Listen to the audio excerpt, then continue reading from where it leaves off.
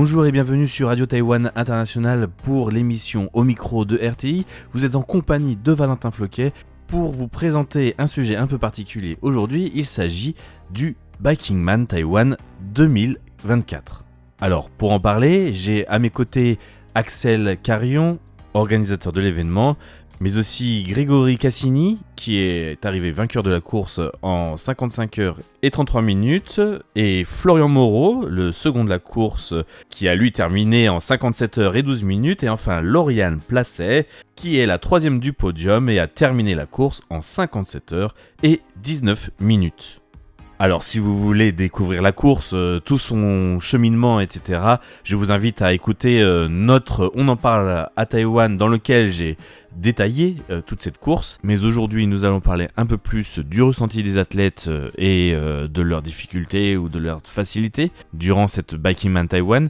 Sachant que la semaine dernière, nous avions eu une petite présentation de chaque athlète, des premiers ressentis par rapport à Taïwan de chacun. Et désormais, nous allons reprendre un petit peu les discussions en compagnie, pour commencer, de Lauriane Placet, qui partage avec nous les plus grandes différences qu'ils ont remarquées lors de leur course à travers Taïwan, en comparaison des courses qu'ils ont l'habitude de faire en France et en Europe plus largement. Donc laissons tout de suite la parole à Lauriane pour qu'elle partage ses impressions.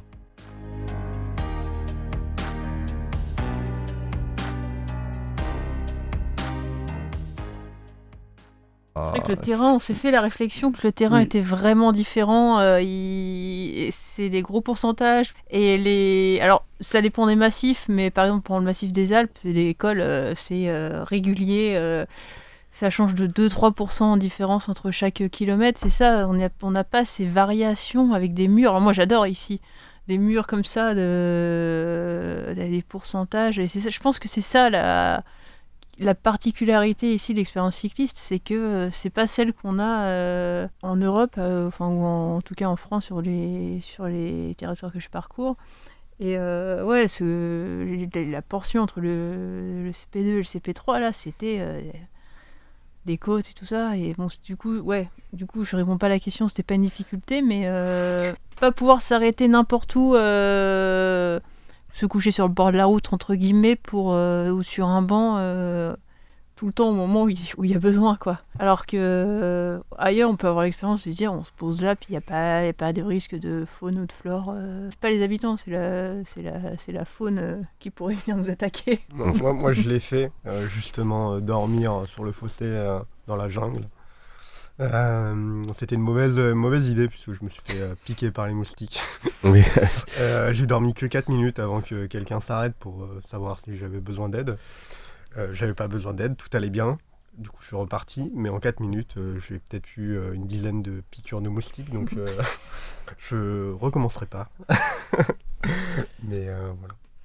Merci Florian, et toi Grégory ? Pour ma part, mais c'est pas spécifique à Taïwan, c'est peut-être plus c'était le décalage horaire à gérer. Alors c'est une combinaison des vols qui ont été modifiés avec le typhon qui avait frappé l'île juste avant.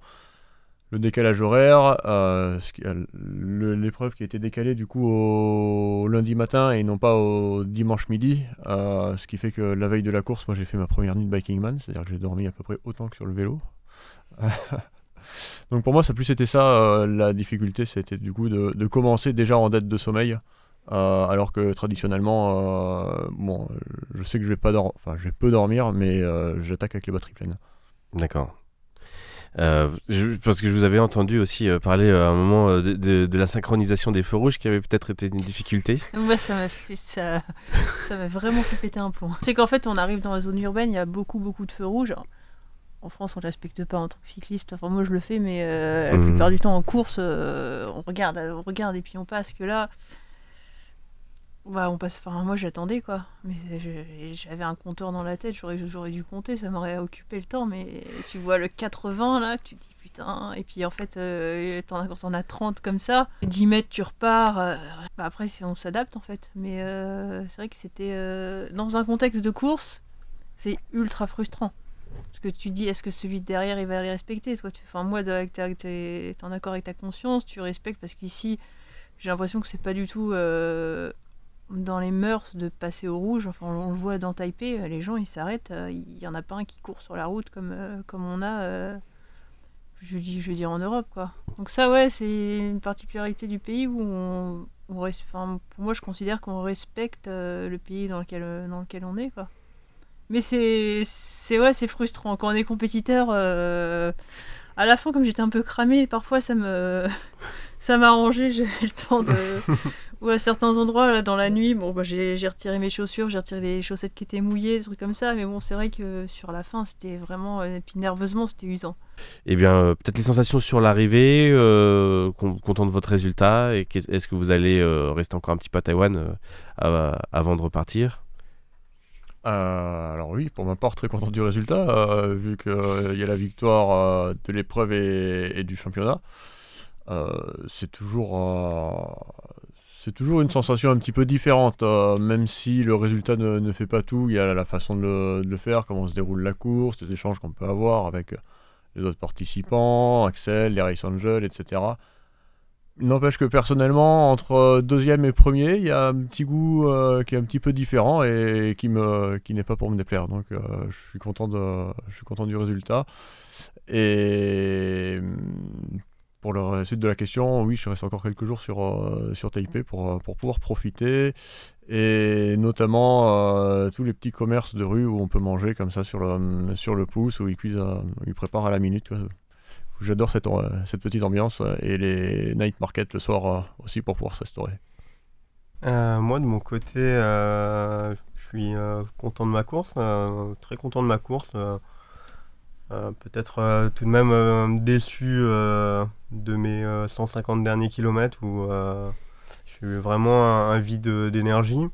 Et comme le disait Grégory, faire deuxième ou premier, c'est pas la même chose quand on reste un petit peu compétiteur. Mais tout mon parcours et l'ambiance de la course me font oublier cette petite désillusion, si on peut dire ça comme ça. Et sinon, pour la suite, mon vol est dimanche, donc je vais me balader un peu à Taïwan. Je sais pas si je vais rester uniquement dans la ville ou si je vais prendre le train pour partir un peu plus loin. Je vais voir, il faut que je le regarde. D'accord. Et Lauriane? Ouais, moi aussi, je suis contente du résultat. Après, j'aime bien faire la course, je me moque un peu 2-3. Quand je me fais doubler à la fin, en fait, souvent ça me fait ni chaud ni froid. Je trouve ça marrant parce que tu croises. Et puis, pendant la course, c'était sympa. Enfin, c'est sympa de croiser des gens sympas, en fait. Quand les gens sont sympas, que tu peux discuter et que l'ambiance reste saine et bonne, hein, ça contribue beaucoup à ce que ça fasse une bonne course, en fait. D'accord. Moi, je fais la course, mais je viens surtout aussi pour découvrir. Donc Tout à là, fait. tout s'est bien passé, je me suis pas blessée. J'ai eu un gros coup de moins bien avec l'altitude, ce qui fait que tout le reste de la course pour revenir ici, ça a été un calvaire parce que j'arrivais pas à manger, donc j'étais vidée dans le sens de plus d'énergie, quoi. Et c'était long, quoi.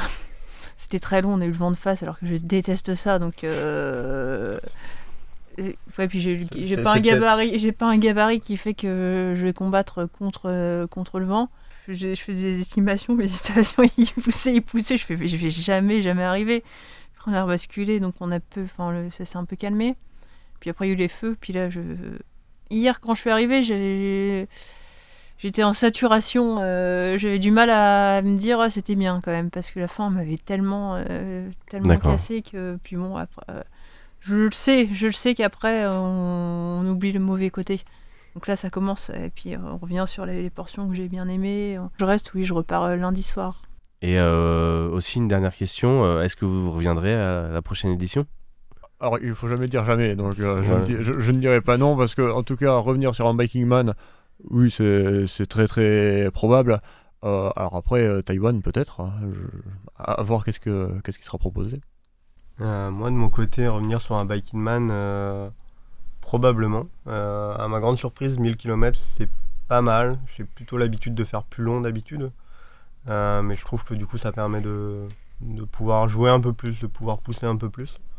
Et donc dans une dynamique d'entraînement pour du plus long, je pense que, enfin encore plus long, je pense que c'est intéressant. Et à Taïwan, on verra. Après, il y a plein d'autres belles épreuves que Axel organise. Et l'objectif, comme Lauriane, c'est de découvrir et de voyager en même temps que de faire mes voyages à vélo.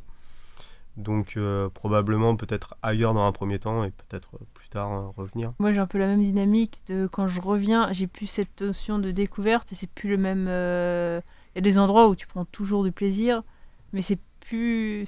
Tu sais à quoi t'attendre en fait. Et moi j'aime bien cette surprise de rien regarder avant et de tout prendre comme ça au fur et à mesure. Donc je pense pas parce que y a d'autres territoires à découvrir aussi. Et Axel, donc pour une prochaine édition, Taïwan ou ailleurs, peut-être, je sais pas, quels sont les projets, sans vouloir trop dévoiler. Est-ce que Taïwan est encore envisagé ou ça sera peut-être ailleurs en Asie Alors moi j'aimerais bien sûr que ça se renouvelle, après dans des conditions climatiques différentes.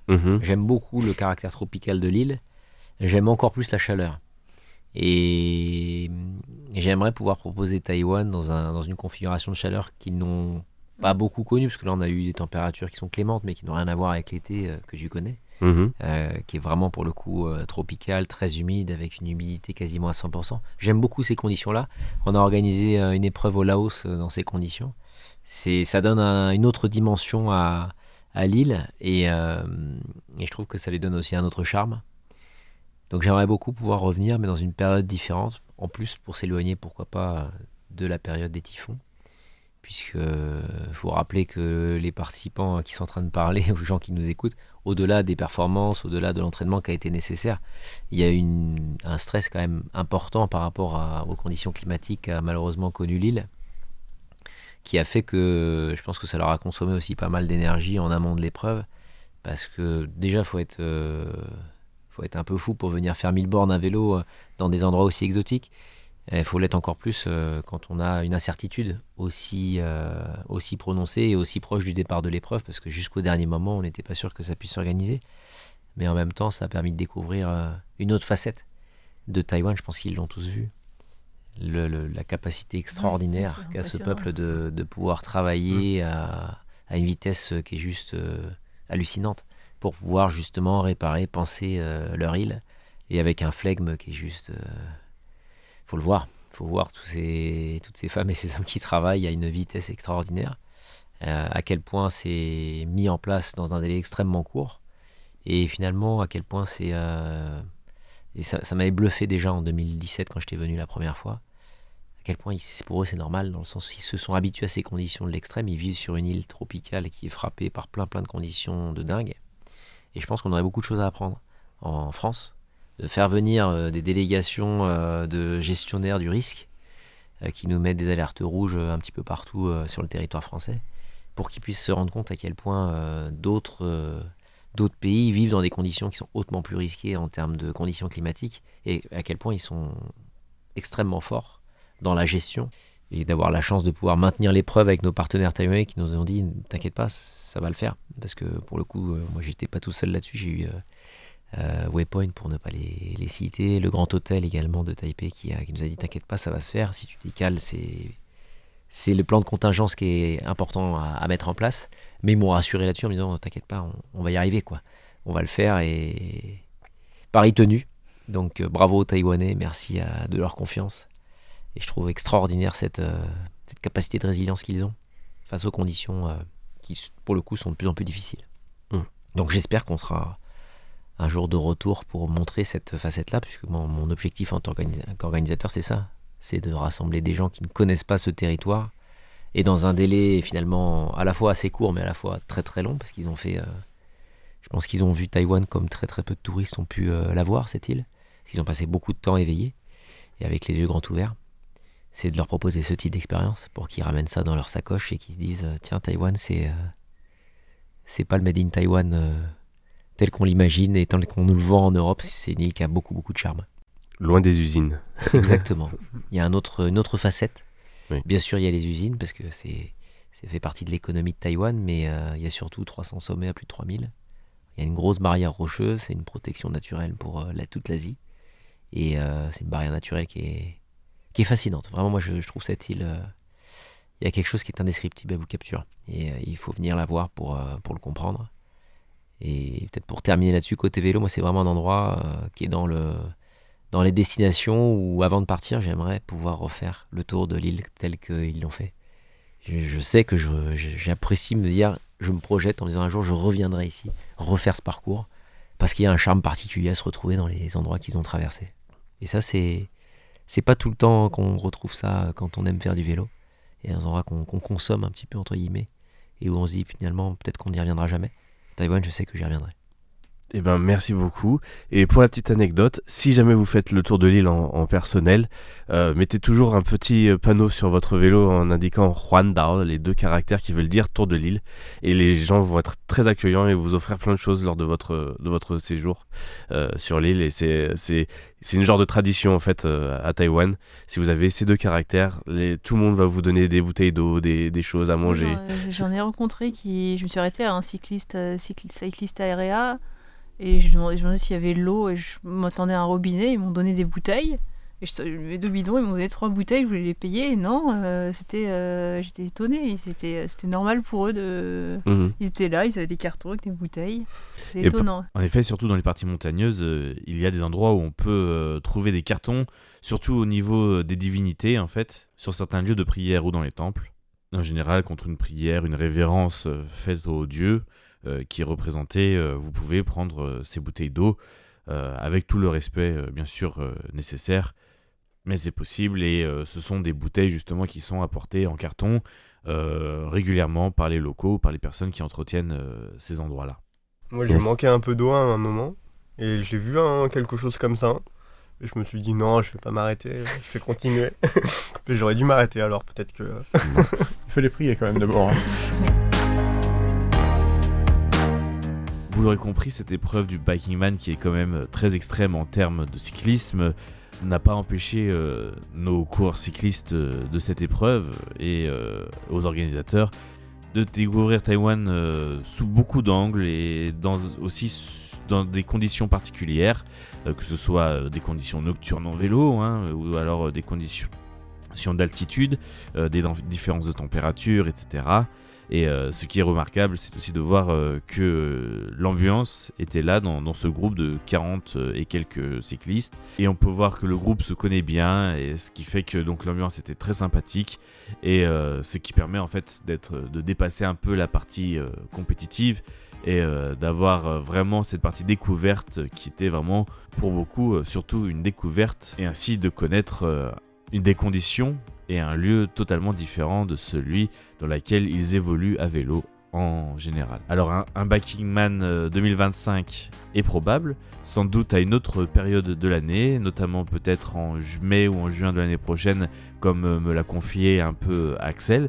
Et bien Taïwan, on espère pourra les recevoir à nouveau, et cela fera une nouvelle expérience, cette fois-ci plus dans la chaleur. Cette émission de RTI touche à sa fin, l'épisode du Biking Man s'arrête là pour cette année. C'était Valentin Floquet pour Radio Taïwan International, excellente journée à tous.